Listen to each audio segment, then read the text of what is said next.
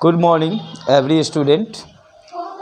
On today, I am going to telling you about the next topic, carbon and its compound, lesson 4, subject chemistry, and this is the part 5, okay, of carbon and its compound. Today topic is partial reaction. Okay, partial reaction, what is partial reaction, ये जानेंगे। तो इसमें हम लोग जानेंगे ये कि partial reaction होता क्या है sir, what is partial reaction. तो इसमें जैसे कार्बन जो है बेटा, वो क्या करता है कि दूसरे नॉन मेटल से क्या करता है, रिएक्शन करता है। मेटल से भी रिएक्शन करता है, नॉन मेटल से भी रिएक्शन करता है, मतलब एक ही साथ दोनों नहीं, अलग अलग सेपरेट में, और वो कंपाउंड का फॉर्मेशन करता है। तो उसे हम लोग पार्शियल रिएक्शन करते हैं, ठीक है। इसे हम लोग जानेंगे और लिखेंगे भी, पहले समझ लें उसके बाद। नेक्स्ट टॉपिक जो आपका है, जैसे आप मान लीजिए उसके बाद का, वो आपका है एल्ट्रॉप्स, कि एल्ट्रॉप्स क्या होता है सर। हाँ, और एल्ट्रॉप्स को हिंदी में हम लोग कहते हैं अपरूप, ठीक है। एलोट्रॉपी को हम लोग कहते हैं अपरूपता, ठीक है। तो देखिए उसमें क्या होता है कि एल्ट्रॉप्स है क्या, ठीक है, तो ये जानेंगे। तो कार्बन का एल्ट्रॉप्स में हम लोग क्या डिफाइन कर सकते हैं, ठीक है।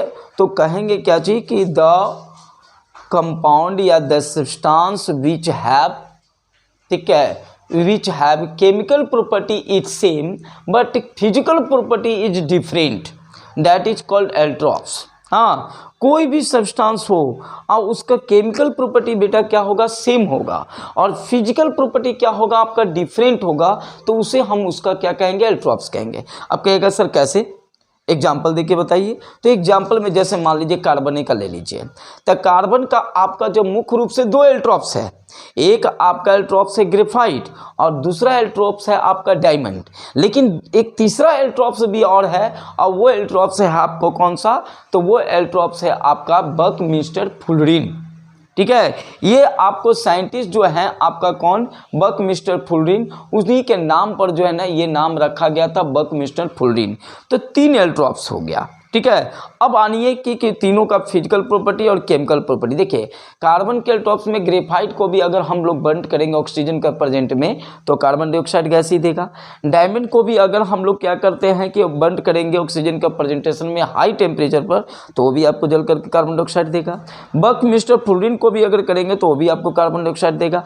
तो आपको ये तीनों जो है ना जल करके कार्बन डाइऑक्साइड देगा। लेकिन फिजिकल प्रॉपर्टी सबका क्या है, डिफरेंट है। ग्रेफाइट का स्ट्रक्चर देखिए अलग मिलेगा, डायमंड का स्ट्रक्चर देखिए अलग मिलेगा, आपको बकमिस्टर फुलरिन का देखिए अलग मिलेगा। दूसरा फिजिकल प्रॉपर्टी लेके देखिए, ग्रेफाइट आपको क्या होगा, सॉफ्ट होगा, और आपको डायमंड क्या होगा, हार्डेस्ट है, ठीक है। बकमिस्टर फुलरिन आपको जस्ट लाइक जो है ना आपको क्या, डायमंड के जैसा ही, लेकिन डायमंड से कुछ आपको क्या होगा, ज़्यादा हल्की मात्रा में आपको क्या होगा। लेकिन इसका स्ट्रक्चर देखिएगा तो फुटबॉल की तरह आपको लगेगा, जस्ट लाइक फुटबॉल की तरह।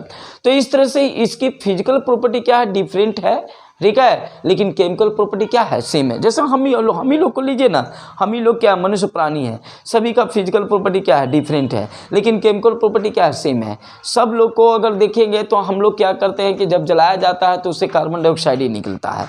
कोई भी चीज़ जलेगा, कंबस्टेबल सब्सटेंस जलेगा तो उससे क्या करेगा कि कार्बन डाइऑक्साइड निकलेगा ही निकलेगा। लेकिन उसका स्ट्रक्चर क्या है, अलग है ना। सबका साइज क्या है, अलग है। सबका हाइट क्या है, अलग है। सबका रंग रूप क्या है, अलग है।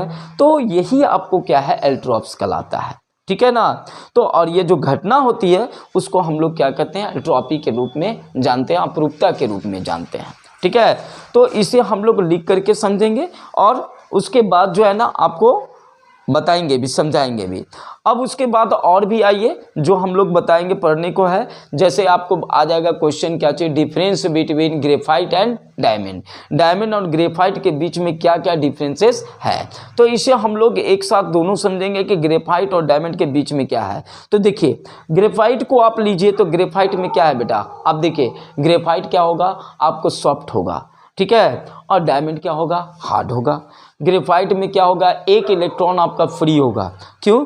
जिसके कारण ये क्या होता है, गुड कंडक्टर बनेगा। किसका? तो इलेक्ट्रिसिटी का। डायमंड में आपको क्या होगा, एक भी इलेक्ट्रॉन फ्री नहीं होगा, सब का सब आपको इनक्लोजली पैक होगा, चारों का चारों, जिसके कारण क्या होगा, वो बैड कंडक्टर होगा। किसका बैड कंडक्टर होगा? इलेक्ट्रिसिटी का। ठीक है। ग्रेफाइट को हम लोग देखते हो, आप क्या करते हो, पेंसिल में यूज करते हो मार्किंग करने के लिए, जिससे हम लोग लिखते हैं। डायमंड को यूज नहीं करते हैं। डायमंड को यूज हम लोग क्या होते हैं, ऑर्नामेंट्स बनाने में, इन सभी बनाने में करते हैं। हाँ, डायमंड का एक यूज करने में करते हैं, हार्डेस्ट सब्सटेंस को काटने में। जैसे शीशा आपको काटना है तो उसमें डायमंड का यूज करते हैं, उसका पेंसिल बनाते हैं, उसमें एकदम 0 पॉइंट समथिंग के रूप में आपको लगाते हैं, जिससे देखिएगा शीशा पर आपको स्केल रख करके खींच दीजिए, शीशा आपको क्या हो जाएगा, 2 आधा हो जाएगा। तो वो डायमंड का यूज किया जाता है। ठीक है ना। ग्रेफाइट की आपको टेम्परेचर मेल्टिंग पॉइंट जो होता है, आपको डायमंड के अपेक्षा क्या है, कम है, और डायमंड का ग्रेफाइट के अपेक्षा क्या है, हाई है। ठीक है। हाँ, तो इस तरह से आपको क्या होता है कि ये आपका डिफरेंसेस, और भी डिफरेंसेस है, बहुत सारे डिफरेंसेस है, इतना ही डिफरेंसेस नहीं है, बहुत सारे डिफरेंसेस है। ठीक है। तो ये सब डिफरेंसेस आपको मिलेंगे और अब समझाएंगे भी।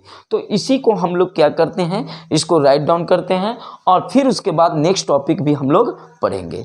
तो आइए, आज का टॉपिक जो मैंने स्टार्ट किया था, पहला स्टार्ट किया था, क्या चाहिए आपका, तो पहला स्टार्ट आज का टॉपिक में हम लोग किए थे, कौन सा टॉपिक आज के लिए, पार्ट 5 के लिए, तो वो किए थे हम लोग खास करके क्या,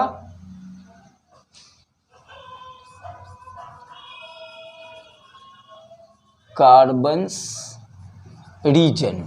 कार्बन्स रीजन में कौन था पहला, तो वो था मतलब 5 को बता चुके थे, ये छठा था। ठीक है। तो कार्बन्स रीजन में आपको 6 पॉइंट में जो है वो आपका है पार्शियल रिएक्शन। कौन सा? पार्शियल रिएक्शन, ये स्टार्ट किए थे। तो इसे हम लोग जानेंगे कि सर पार्शियल रिएक्शन होता क्या, आंशिक रूप से आपका, तो लिखेंगे the reaction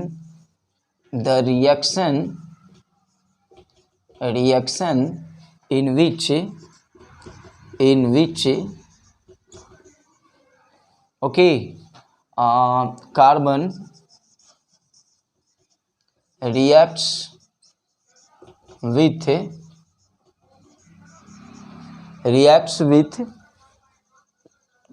metal and non-metal both, metal and non-metal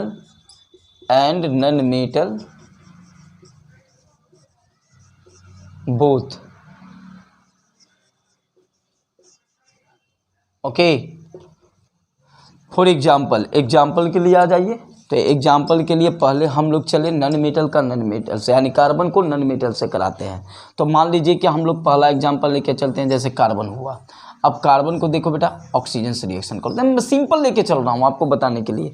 ये देखो कार्बन मेटलॉइड है, लेकिन इसको हम लोग नॉन मेटल कहते हैं। क्यों? क्योंकि नॉन मेटल के जैसा, नॉन मेटल से जब रिएक्शन करेगा तो नॉन मेटल के जैसा बिहेव करेगा। अब मेटल से जब रिएक्शन करेगा तो आपको क्या हो जाएगा कि उसकी भी प्रॉपर्टी आपको उसमें चली आएगी। तो देखिए, कार्बन ऑक्सीजन से रिएक्शन करता है तो क्या बनाता है, कार्बन डाइऑक्साइड। तो ये क्या है आपका, नॉन मेटल का कंपाउंड हो गया। हाँ, दूसरी बात आपको ले लीजिए, कार्बन हाइड्रोजन से रिएक्शन करेगा तो यहाँ क्या बनाएगा आपको, CH4। अब कहिएगा सर कैसे, तो एक बात याद रखिएगा हमेशा, एक बात कि जब भी कंपाउंड बनाएगा, प्रोडक्ट बनाएगा, अगर उसको बैलेंस करते हैं और दोनों तरफ बैलेंस हो जाता है एकदम सही ढंग से, एटम्स और मोलिक्यूल्स बराबर हो जाती है, इसका मतलब ये रिएक्शन आपका क्या है, सही है। अगर वो आपको क्या होता है कि रिएक्शन आपको गड़बड़ है, यानी कि एटम्स और मोलिक्यूल्स बराबर नहीं होती है, तो that reaction is wrong. It's okay. तो in this type of reactions, every atoms and molecules numbers are always equal to the products atoms and molecules. Then this type of reaction is correct reaction, neither this is wrong reaction.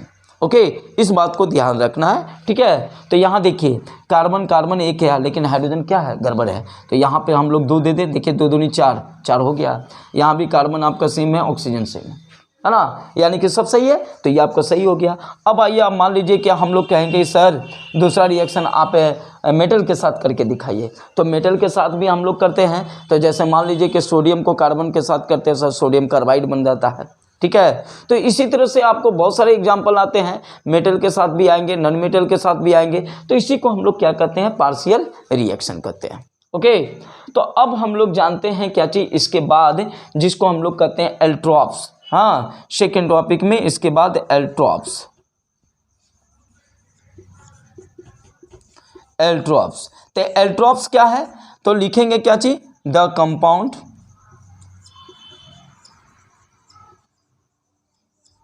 और element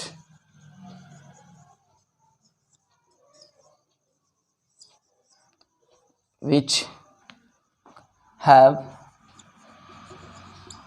same physical property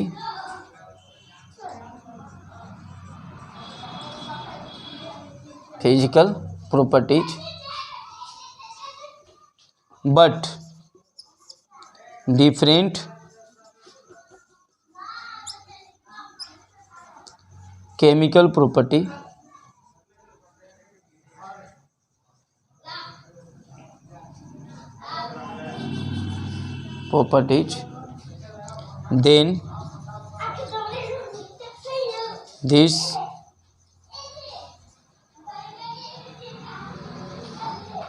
then these are called allotropes। ठीक है, इसको हम लोग allotropes कहते हैं। तो और इस घटना को एलोट्रॉपिक के रूप में जानते हैं। तो देखिए एलोट्रॉप्स क्या है, मान लीजिए आप पूछ देगा क्या चीज़ कि कार्बन का एलोट्रॉप्स बताइए कितना होता है, तो यहाँ लिखेंगे कार्बन का एलोट्रॉप्स, एलोट्रॉप्स ऑफ कार्बन, यानी कार्बन का एलोट्रॉप्स कितना है, तो कितना लिखेंगे कार्बन का एलोट्रॉप्स, 3। कितना, मुख्य रूप से कितना लिखेंगे, 2, और ऐसे कितना एलोट्रॉप्स होगा, 3। ठीक है, तो यहाँ पर जो लिखेंगे 3 ही लिखेंगे। There are 3 allotropes of carbon, पहला नंबर बोलिए ग्रेफाइट, पहला नंबर हो गया ग्रेफाइट, दूसरा नंबर डायमंड, और तीसरा नंबर बकमिस्टर फुलरिन,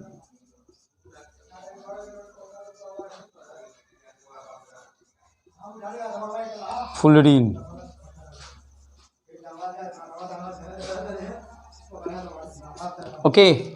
ये 3 आपका क्या हुआ, आपका एलोट्रॉप्स हो गया। ठीक है ना, ये ग्रेफाइट हो गया, डायमंड हो गया, बकमिस्टर फुलरिन, सभी का आपका स्ट्रक्चर क्या होगा, अलग अलग आपको पाया जाएगा। ठीक है, तो हम लोग अब नेक्स्ट स्टेप पढ़ेंगे इसका डिस्क्राइब, किसका, ग्रेफाइट, डायमंड और क्या चीज़, इन दोनों का डिफरेंस जानेंगे। ठीक है, राइट डाउन करेंगे।